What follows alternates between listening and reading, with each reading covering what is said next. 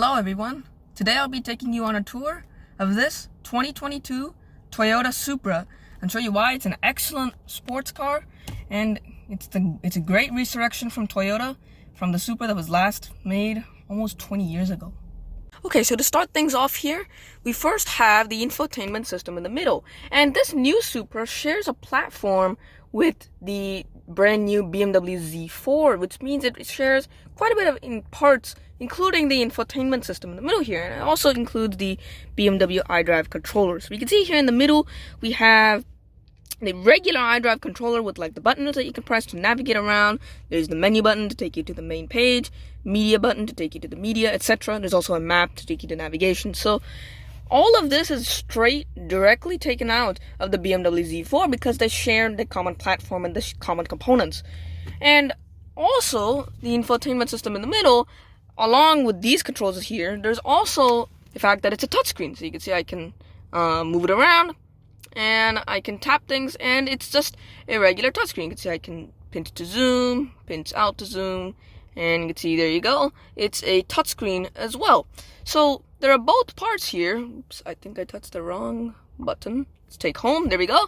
And you can see here that the infotainment system screen is a touch screen, but you can also control it with the dial in the middle. So you can see I'm not touching the screen at all. I can still control it this way if that's what I prefer. So there are multiple ways to control the screen in the middle, and I like that. So a couple of features here. This screen has a media button. So you can see here's the media. You have satellite radio, which is XM. You have FM radio, AM radio. And you can also obviously connect using USB or Bluetooth if that's what you want as well. So you can connect a mobile device to the infotainment system for music. Here you can see that the car, we have some like basic stats for the car. So we have, these are like the settings. There's also this cool feature called driver profiles, which will customize it based on like the person that's driving the car, etc. There are a couple of cool features in here, and we can see that in the middle we have some basic stats like this car's. This car is currently getting like 21 mpg. The average speed is like 27 miles an hour right now, and it has like 6,200 miles on the odometer. So all of that stuff, as we can see here, is just kind of displayed in the middle for your access. Here you can also get some connected services. So here we have things like messages, we have like assistance for the car, weather, you can look at the news in the infotainment system, which is cool. You can even access Wikipedia if you want to.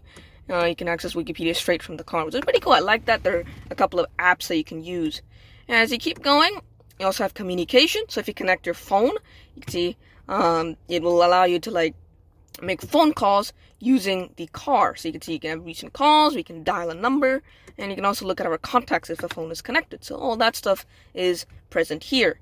Also, there's a navigation map, so you can, let me go ahead, head over to the map here, and you can see I can zoom in using the controller dial, or, there we go, I think I zoomed in, I zoomed out way too much, but there's also obviously the touchscreen for you to use if you want to use that.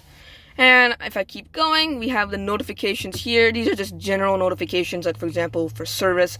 I might need to add some engine oil right now. So all that stuff is present in the infotainment system. And this particular system, if you're looking into a Z4, as well as this car, they share the same system. So if you're looking into the Z4, this infotainment system applies to that as well. And they're both the BMW iDrive system, which works excellent. It's one of my favorite infotainment systems out on the market. Another thing to note with this infotainment system is it does have Apple CarPlay, which is cool. This phone that I'm recording on right now is Android, so sadly I'm unable to demonstrate that this has Apple CarPlay, but it does, so that's a nice feature if you have an iPhone. So alongside the infotainment system in the middle here, there's also this extra screen. So this screen allows you to like control your radio, for example, straight from the steering wheel. So if I press this button called mode on the steering wheel, you can see I have different options for my radio settings. If I hit it again, you can see I have AM, I can go to my music collection, I have satellite radio, and I also have FM radio. And if I press this dial here, it'll allow me, you can see it already went there, so you can see here, I can cycle through the different stations right from my steering wheel, which is pretty cool. One feature I like in this car, it has regular button-based climate control, and that's kind of a feature that's kind of dwindling away as we head over to more into screens and putting the climate into screens. I really like this though. It's very simple. I can easily change my fan speed. So there you go. I can increase it or lower it. And you can see I also have my temperature, so I can enable automatic climate control. I'm going to disable it for now. And you can also see I can also manually adjust my temperature using the dials here. It's dual zone temperature as well. There's the AC button. There's also max AC, which will go put the fan on full blast, lower the temperature completely, and now it's quite loud because it's fully AC. Okay, I'm going to turn that off. It's really loud with that on, but that's cool if you really want to get cooled down in an instant. So that's a pretty cool feature. I'm just going to keep the regular AC on. And I can also change where the air is coming out for each passenger. There's the rear defroster, the front defroster, the fan speed like I mentioned, and yeah. Additionally, obviously this car is a very sports-oriented vehicle, and so there is a sport mode in the middle. So if I hit the sport button and we head over to the gauge cluster, you can see it says that it's sport mode, and you can also see it kind of like makes the tachometer a bit more sportified.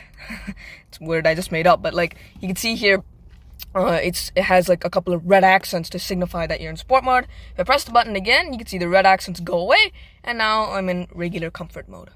So this car also has the BMW Z4's steering wheel stalks, and this particular one has a couple of features where, like, for example, you can signal a lane change, which will like just blink the left or right signal a few times, or you can also just hold it down so it'll keep going for a long time.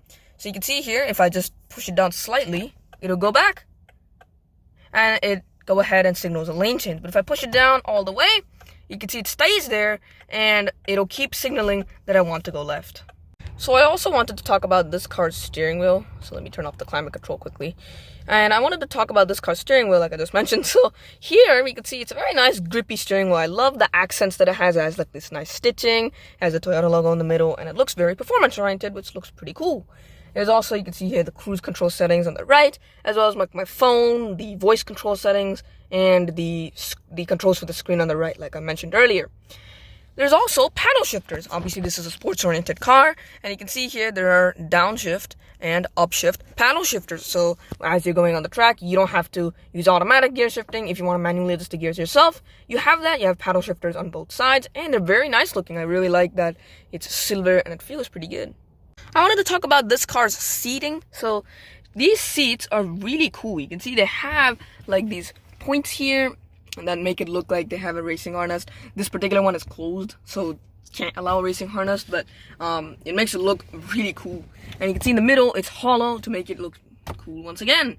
The headrest looks very nice, very wrapped in red leather around the outside, but in the middle, it's a more performance-oriented material. You can see it's Alcantara fully in the middle with red stitching, which makes it look super cool. I love the way they've designed the seat. It makes it look very performance-oriented. Another nice thing to note here, this car has cup holders. A lot of these performance-oriented cars kind of neglect the cup holders and they don't really have that. But this car does. You can store 2 drinks comfortably in the car, and you can also put your arm because it functions as an armrest too. So that's nice to see. So I'm now on the outside of the car, and let's go ahead and look at the cargo area. So first off, there's a couple of ways to open the cargo area. One is from the inside of the car, and another way is from the key fob. So I have the key right here. If I hold the cargo area button, it pops open, and now I can open the cargo area. So let me go ahead and open this up. And here we are inside the cargo area. And so in here, we can see that you have a couple of extra storage spots over there and over there, and you can see you also have a couple of spare floor mats in case you want that. And there's also a good amount of space in this car for a pretty small vehicle. This car is not that big, and there's a lot of space in here to store your items. I think you can easily fit in a couple of golf bags in here, and it's quite spacious.